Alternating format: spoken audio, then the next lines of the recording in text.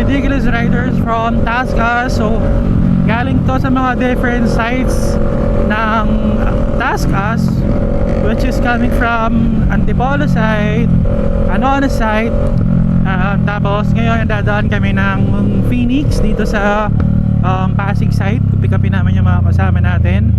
Tapos next pupunta tayo ng Cavite side, Tascas Greenhouse, and then pag kumpleto na yung roster natin, diretso na tayo ng Tagaytay. So breakfast ride lang tayo ng Tagaytay, tapos standby ng konti sa Kaibiang Tunnel, tapos magbiyahe na rin tayo pa uwi agad.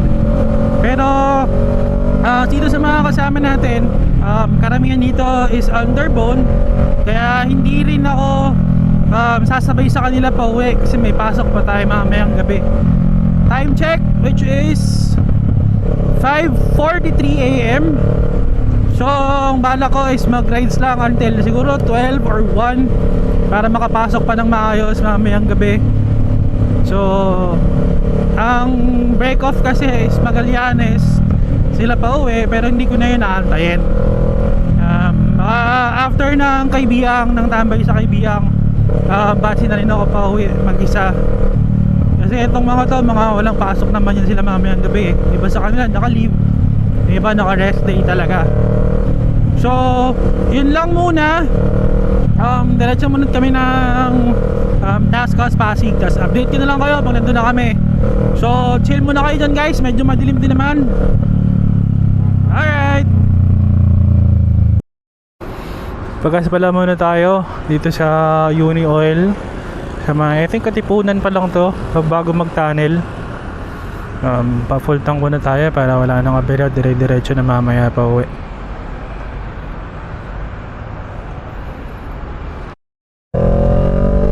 Magandang umaga sa inyong lahat. Dito na tayo sa likod ng NAIA at papunta na tayo ng Tascas Dasma.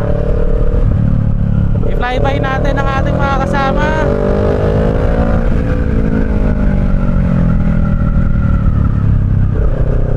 Nasaan na sila? Bilis naman ngayon.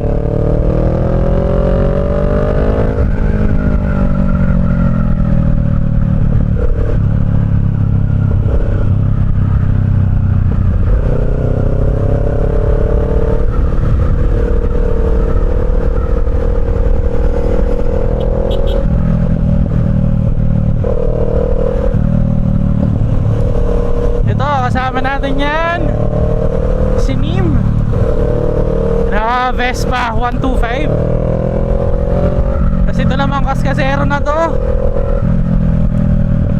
naka Yamaha Suzuki pala to na Skydrive. Tapos ayun yung president natin sa club, yung naka Sniper 155, diba? Yan ang mga kasama natin.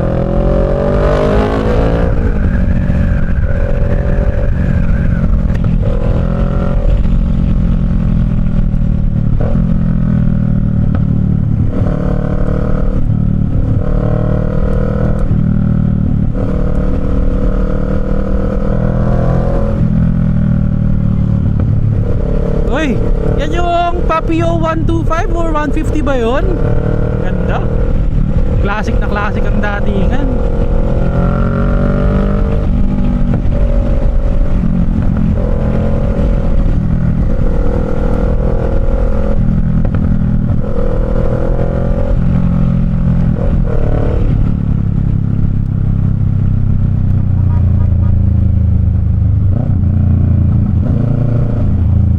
Basta-basta bumaking itong mga to eh.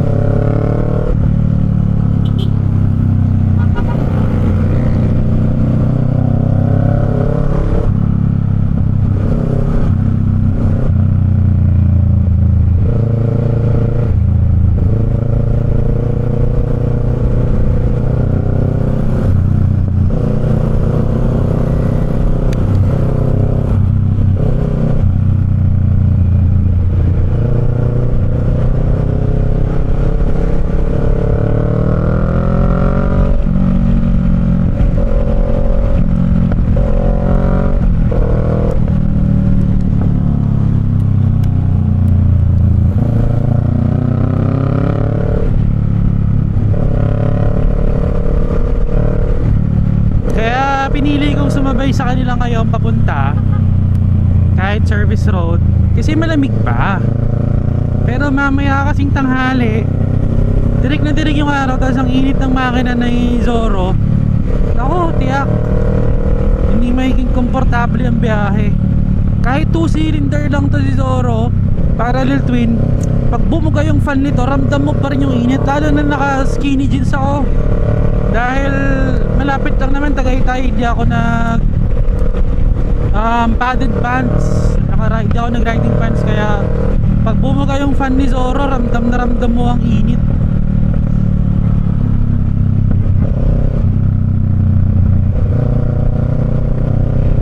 Kaya yun, mamaya pag tapos namin sa Kaibiyang, take off na rin ako, tapos sila mag service road sila pabalik.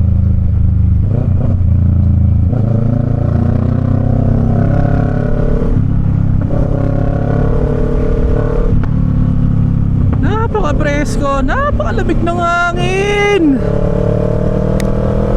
Ay, sarap. Napakaganda pa ng kalsada.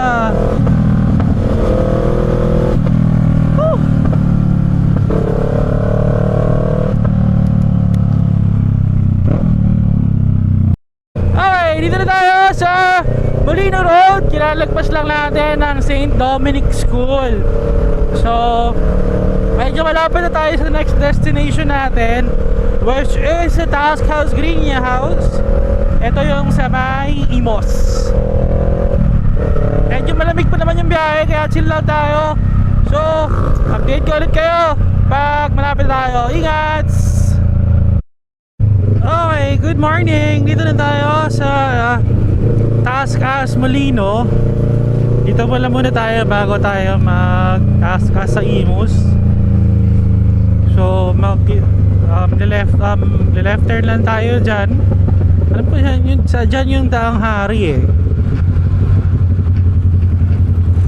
Mag-U-turn pala kami. May mga pipick upin lang na ka-club dito sa Task House Molino.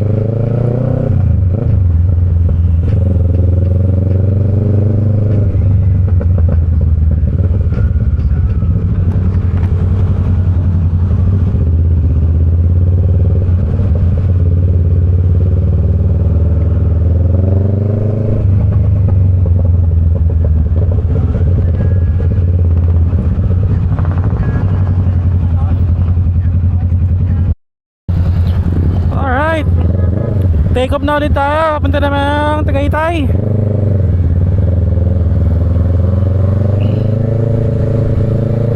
Medyo marami tayong naisama galing sa Task House Molino. Parang siguro nasa 8 din sila. So ngayon meron na tayong a total of 17 riders.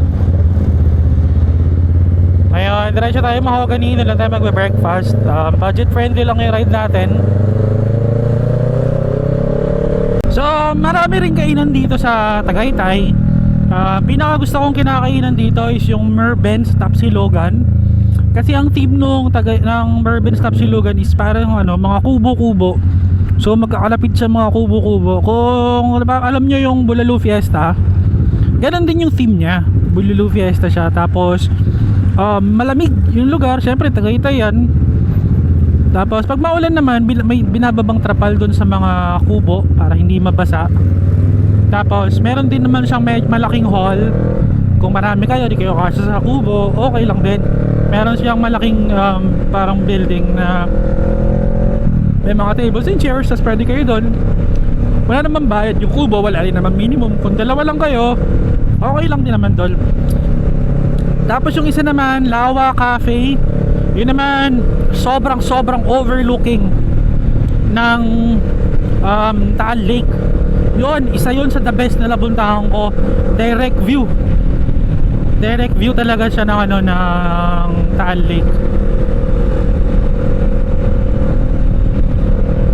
Alright, meron lang tayong 1 hour and 9 minutes, 37 kilometers papuntang Mahogany. Galing tayo dito sa Molino. Nadaan tayo ng Dasmariñas, Paliparan. Tapos yun na, smooth sailing yan. Medyo may dadaanan tayong kaunting traffic, pero hindi naman yan magtatagal dahil nasa highway naman tayo. Update ko kayo pag medyo malapit na tayo. Alright, Aguinaldo Highway na tayo. Hindi tayo sumabay sa kanila kasi dumaan ako sa tiyahin ko sa may Paliparan. So naunan na sila ng konting-konti doon sa Mahogany. Alam ko naman yung pupuntahan. Sabi ko dala lang kami makita. So sabayan niyo ako. My own pace to. Wala tayong kasabay. Wala tayong inaantay.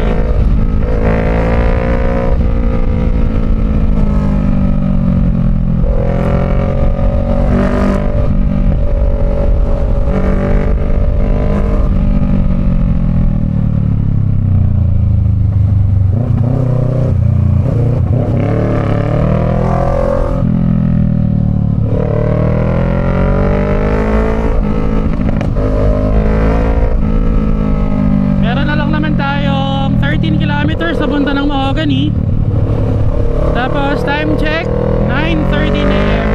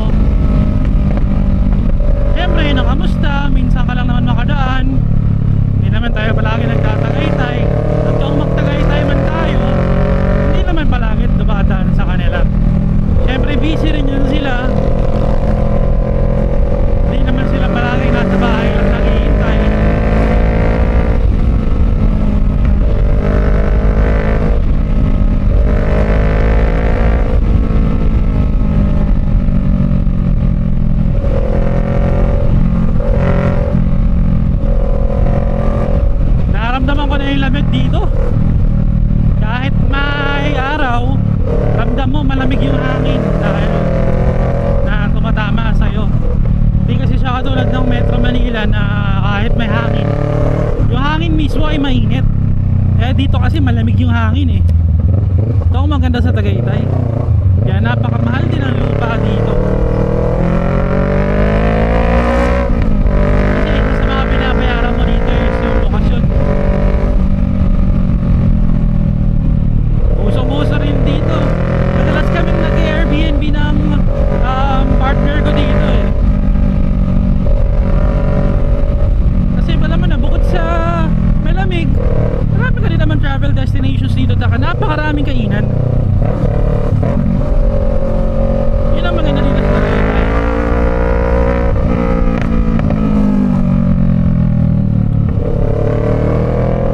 Kung may mga magka-camping kanina pa ako nakakasabay ng mga may daladalang camping tent tsaka camping chair.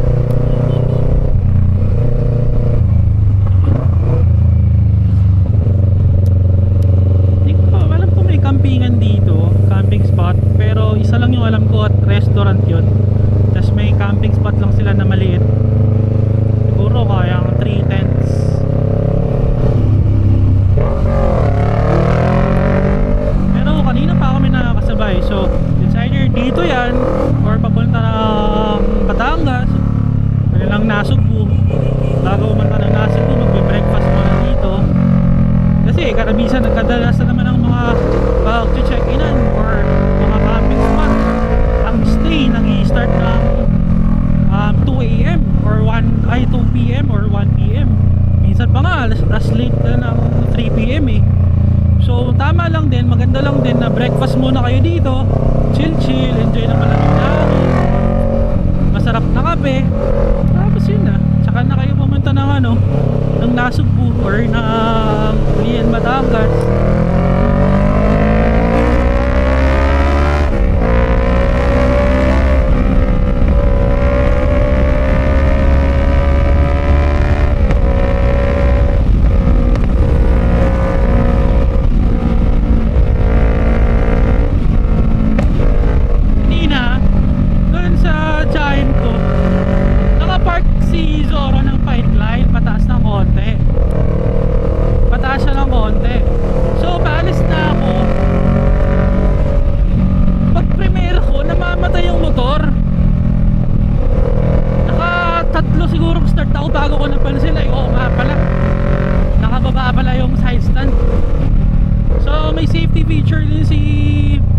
Si Zoro, gaya sa mga automatic, na pag nakababa yung side stand, hindi mo siya mapapaandar.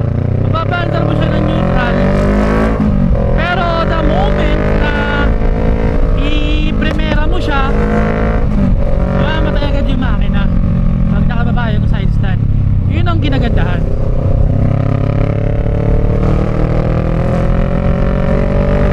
Yung mga nagbabike na yun, nadaanan ko yung kanina, siguro Pamolino pa lang. Angas din nila eh, no? Nakabisikleta hanggang Batangas. Ako, aminado ako, hindi ko kaya yan. May hika kasi ako, kaya gusto ko pag rides lang. Walang kasamang hiking. Yung iba ganun eh, rides tsaka hiking pinagko-combine. Nung nag-rides kami papuntang Louisiana Falls, grabe rin yun. Halos sikain ako doon. Napakaganda ng falls, promise, napakaganda. Galing Metro Manila, siguro may 3 to 4 hours lang yung rides mo ng Louisiana Falls. Tapos pagdating mo doon, may bayad muna ng environmental fee. Tapos may bayad din sa tour guide, 100 pesos per head. Per each tour guide, up to 5 bucks siya. So yun na, pagdating namin doon, grabe, ang sabi sa akin 10 minutes to 15 minutes lang yung yung hiking. Baka 10 minutes to 15 minutes sa mga pro. Eh grabe, halos 30 minutes pababa. Tapos kung anong hirap pababa dahil madulas, mas mahirap pa yan. Dahil yung baga ako nalalaglag na eh. Pero pag tinignan mo yung Louisiana Falls, grabe, sobrang ganda, sobrang lamig. Para sa akin yun na yung pinakamagandang falls na napuntahan ko. Sa dami ko na napuntahang falls, yun na yung pinakamaganda kong napuntahan. Seryoso ako doon, hindi ako bias. Kung walang 1 hour, almost 1 hour na hiking doon, trekking, ang sarap balik-balikan ng Louisiana Falls. Napakasarap, as in seryoso. Try nyo minsan, i-rides nyo yung Louisiana Falls. Safe naman yung parking. Tapos may mga tindahan doon na nakikipaiwan ng gamit. Kunwari wala kayong top box, wala kayong compartment, mga underbone, raider, pwede kayong mag-iwan ng bag doon para hindi na buong bag ang bit-bit nyo. Valuables na lang siguro ang bit-bit nyo papuntang Louisiana Falls. Kaya yan ang cellphone na naka-waterproof, wallet nyo.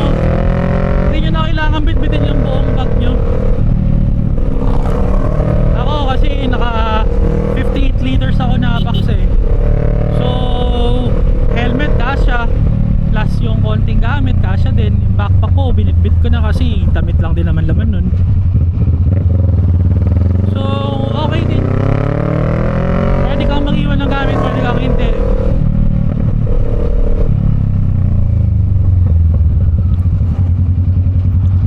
So dito tayo, parotonda na tayo ng Tagaytay. Tapos pagkalagpas sa rotonda ng Tagaytay, grabe yung usok ni Kuya. Parang gasket na yung binubuga. Pagkalagpas sa rotonda ng Tagaytay, nasa 4 kilometers na lang yan. Malapit na lang yan.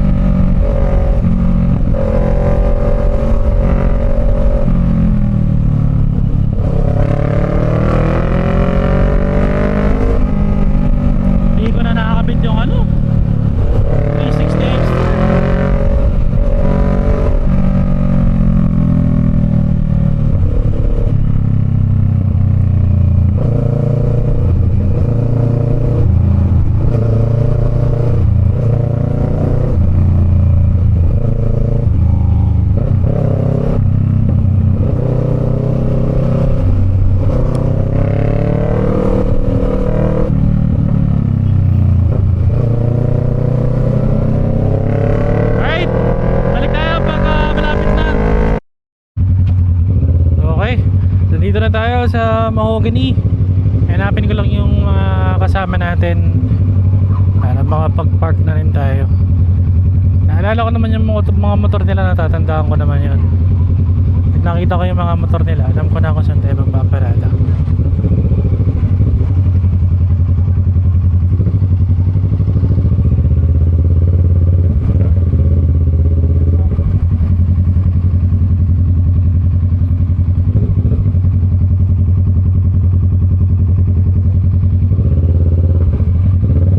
Yun, ito na pala yung mga to.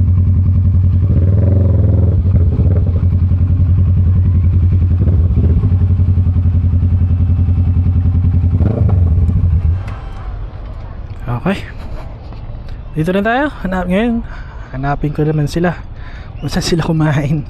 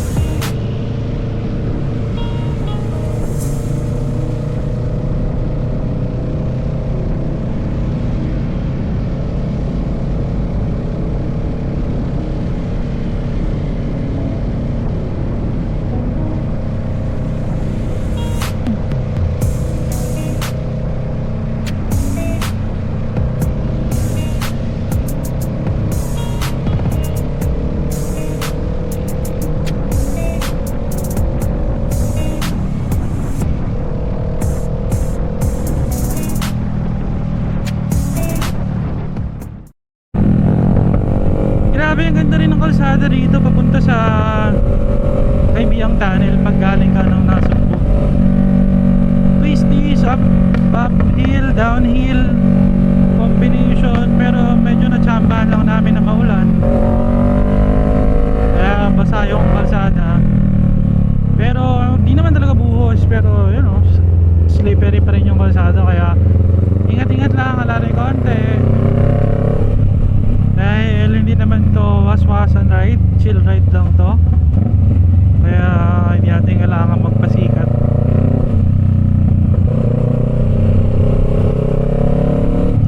Ganda na kalsada, puro asfalto lang siya, although mas matibay yung concrete, pero tandaan nyo mas nakapit ang asfalto, mas kakapit at kakapit to sa mga gulong natin, lalo na kung naka semi racing tires ka. Kaya pag makikita nyo pag sa mga MotoGP, lahat ng kalsada doon is naka-asfalto. Kita nyo yan? Dagat yan. Papalibutan ng dagat tong kaliwang side, isang side ng Nasugbu.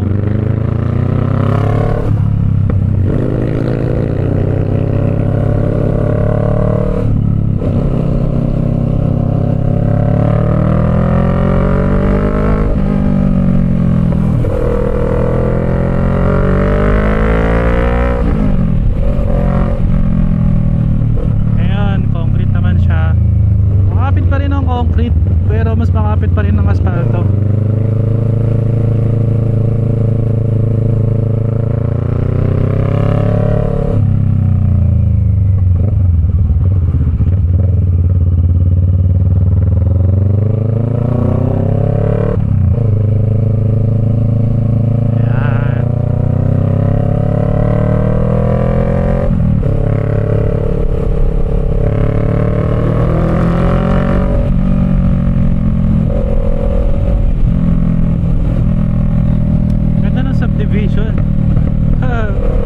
Nasa tuktok ng bundok, overlooking mo yung dagat dyan sa subdivision na yan. Astig din ang paglagay nila ng lugar. SK Barangay Bala. Barangay Bala. Kanina Barangay Wawa, ngayon Barangay Bala.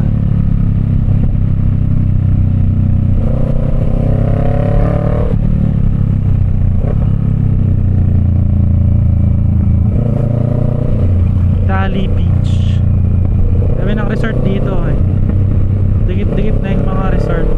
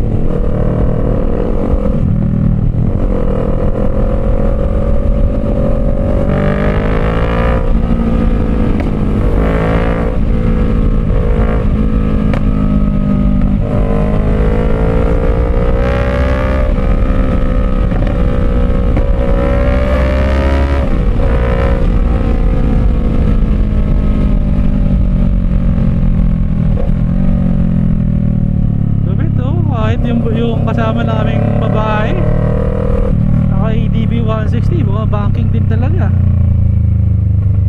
Ganun kalupit. Habang ako kamuntik-muntikan ng mag-overshoot.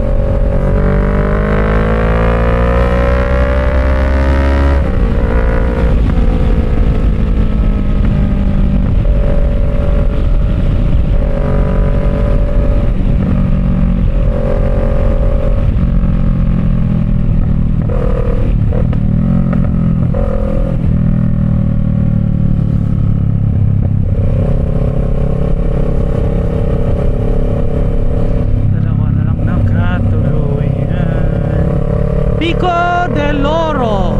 Ah, dito pala yun. Okay.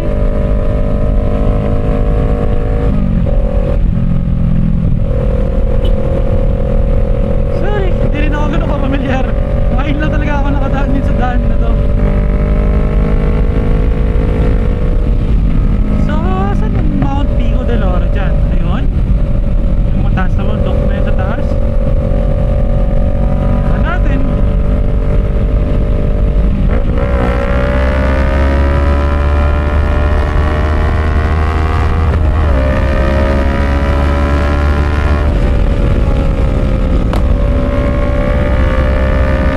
Napakaganda ng kalsada!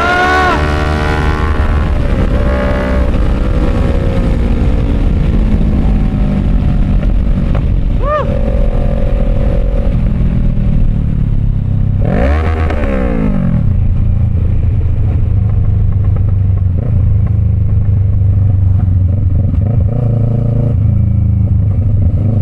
Napakaganda naman ng kalsada rito.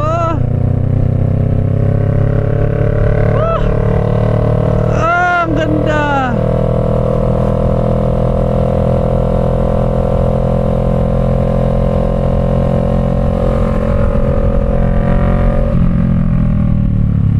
Ayan lang.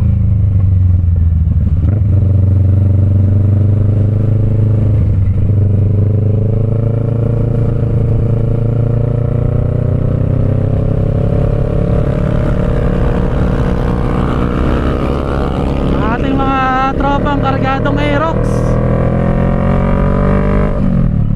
Hindi lumalayo sa akin yung mga yan. Tumatakbo ng 140 ang mga yan. Pero panalong panalo sila pag ganitong mga kurbada.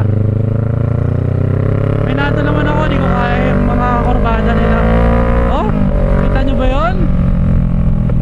Ah, tropang sumasagad ng higaya yung mga yan.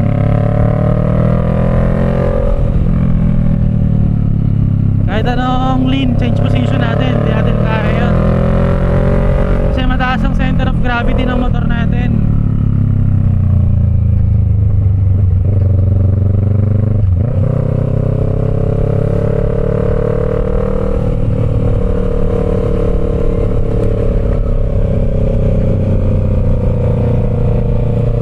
Ganda ng kalsada!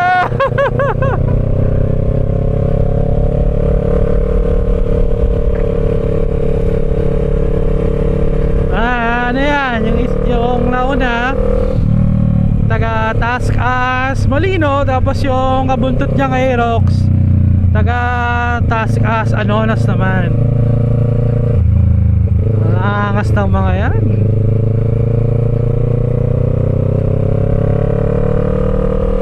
Wala daw kargado sa kanila, all stock daw ang mga makina ng mga yan. Pero 160 yung takbo ko, hindi naman sila nawawala sa side mirror ko. Feeling ko tumatakbo rin ng 140 ang mga yun.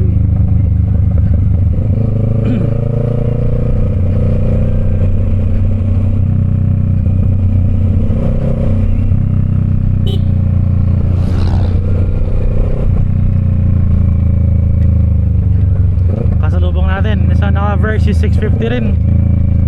Yun lang.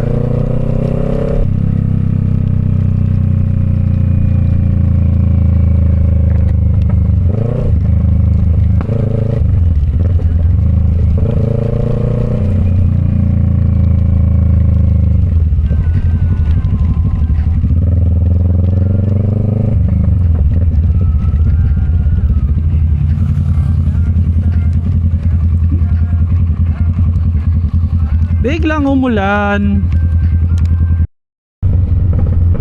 Okay, panobileta na tayo. Pasensya na kayo kanina, hindi tayo nakapag-vlog dahil biglang bumuhos yung ulan. Bagong mag-Kaibiyang Tunnel. Dumaan pa rin naman ako ng Kaibiyang Tunnel, pero hindi na ako kasabay nila nung dumaan. Inaantay ko kasi sila ng more than 30 minutes bago mag-Kaibiyang Tunnel, pero wala pa din. Medyo strict yung time natin. dahil gusto ko sana makauwi ng alas 3, pero sabi ni Google Maps meron pa tayong almost 2 hours para makauwi dahil traffic dito sa Noveleta. Pero magka-Cavitex naman tayo, Skyway, mas baba na natin yan Quezon Ave. Pero sana hindi tayo abuti ng alas 4 sa daan, makaidlip man lang tayo bago pumasok ng alas 7 ng gabi.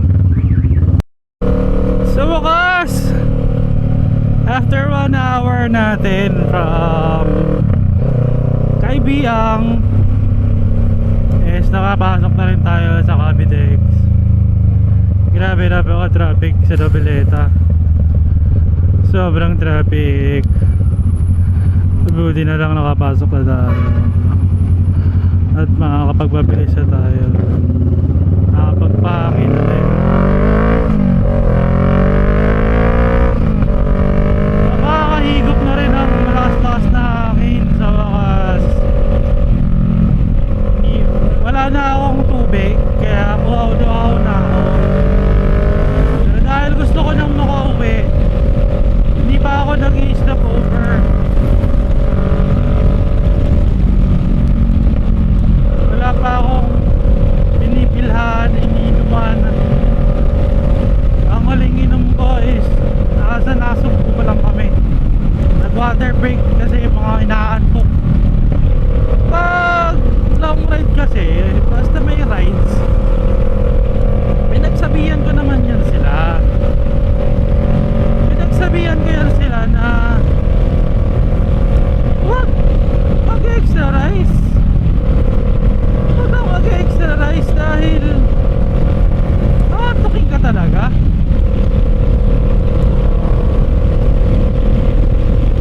Sabi ko tamang kain lang. Kung medyo gutom, mag-ulam. Wag kain ng madami dahil tuking ka talaga.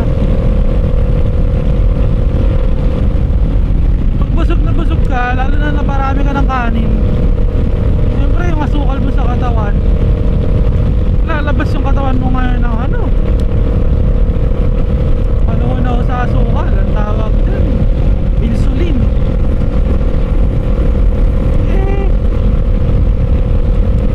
Side effect nun, antuking ka. Kaya dapat pag breakfast rides, tamang kain lang. Tapos sumingit ka ng kape, magsingit ka ng tinapay, pero wag na ang double rice. Matik talaga yan.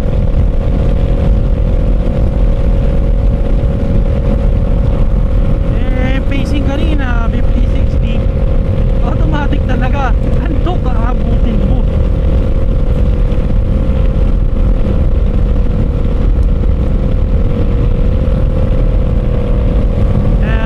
Yun dahilan at nagkaroon kami ng water break kahit wala pa kaming isang oras mga biyahe galing sa Tagaytay. Water break agad, nagpapatanggal ng antok.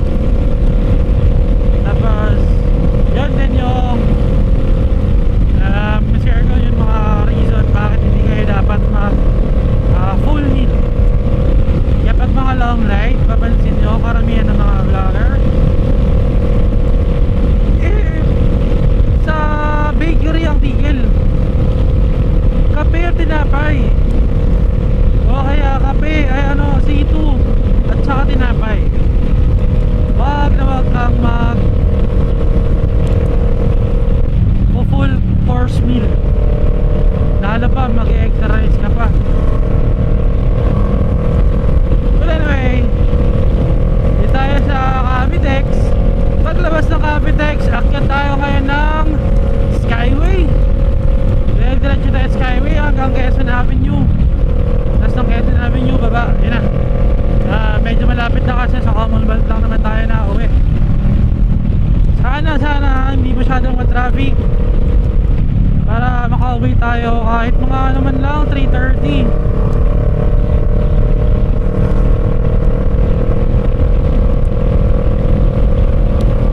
Kasi gusto ko rin maligo ba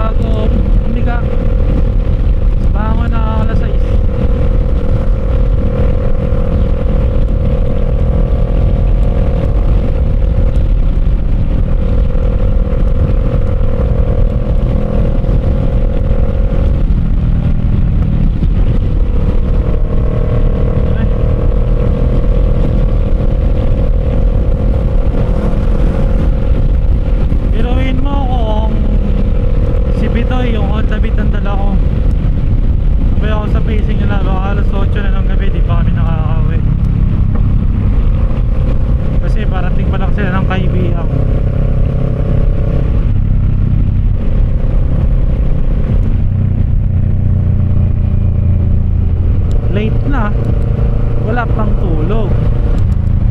Tapos talaga yari.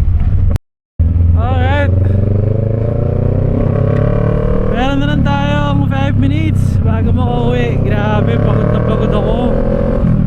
Napakalapit lang nung binyahe natin, pero napakasakit sa katawan dahil sa traffic.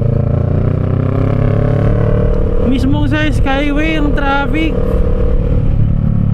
Tapos yung exit pa Quezon Ave, napakahaba ng pila, single file lang yun. Tapos naka solid double yellow lines. Tapos alam ko may bantay dun sa dulo nun palagi sa Quezon Ave. So sobrang haba, hindi na ako dun lumabas. Sa Bonifacio na ako nag-exit sa may Caloocan. Tapos binaybay ko simula Grace Park sa harap ng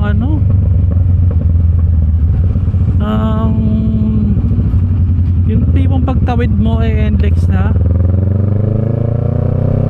Hindi ko kayang hintayin yung Quezon Ave ng ganong kahaba. Tapos alam ko pang traffic din naman dun.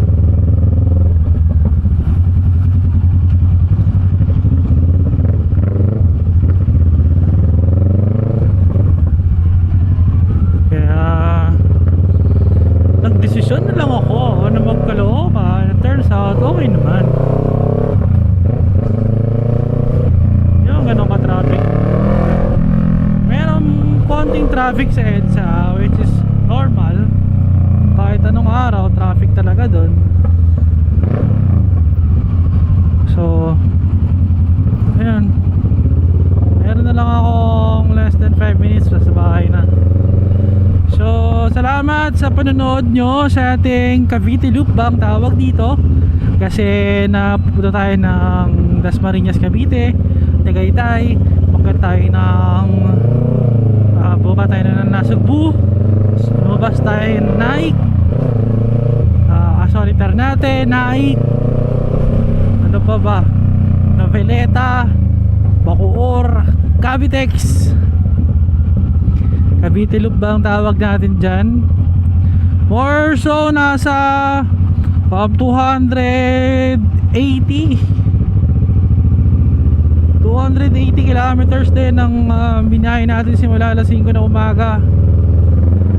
So maraming salamat sa panonood. Please like, share, and subscribe. Tandaan nyo, mag-ingat kayo palagi. Bye bye.